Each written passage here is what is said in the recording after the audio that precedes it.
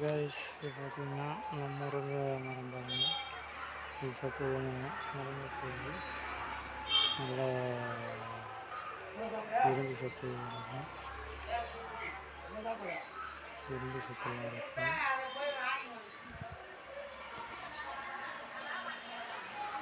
இரும்பு சத்துலாம் இருக்கும். அப்புறம் இது நல்ல நார் சத்து, இரும்பு சத்துலாம் இருக்கும் பாருங்கள். முருங்கை இரும்பு சத்து, நார் சத்துலாம் இருக்கும். நல்லா வைட்டமின் தரக்கூடிய சத்து முருங்கை மரம் பாருங்கள். முருங்கை சத்து நல்லா நார் சத்து வேணும். இது வீட்டுக்கு நல்லா பயன்படுத்தலாம். குழம்பு நல்லாயிருக்கும். கீரை குழம்பு சூப்பராக இருக்கும். பருப்பு போட்டு கலந்து பிடிச்சி சாப்பிட்டோன்னா நல்லாயிருக்கும். அது இரும்பு சத்து நிறைய இருக்குது.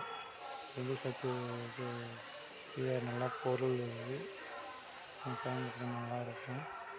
அடுத்த பொருள் பார்த்தீங்கன்னா எலுமிச்சம்பழம். இது நார் சத்து, விட்டமின், சி விட்டமின் எல்லாமே இருக்குது. சாப்பிட்டா நல்லாயிருக்கும். தெரியும் பாருங்கள்.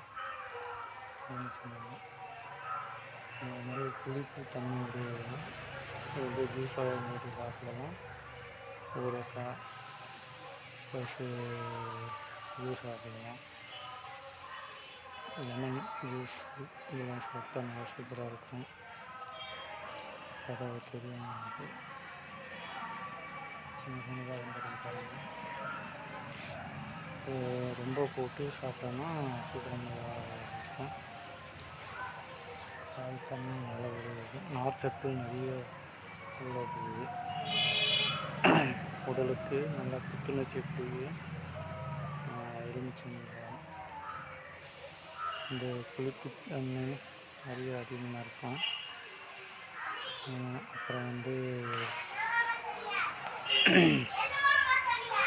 குளிச்சு அந்த தலைக்கு தேய்ச்சி குளிச்சோன்னா நல்லா சூப்பராக இருக்கும்.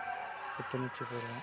இந்த எலுமிச்சம்பழம் நல்லா புத்துணர்ச்சி பெற்ற எலுமிச்சம்பழம். இந்த இலையும் நல்லா மருத்துவ குணம் சேர்ந்தது. இது இதை சாப்பிடலாம். நார் சத்துலேருந்து நல்லா இதுவான பொருள் இது. நீங்கள் சாப்பிட்டீங்கன்னா நல்லாயிருக்கும். ஓகே கைஸ், அடுத்த வீடியோவில் சந்திப்போம். ஓகே, பாய்.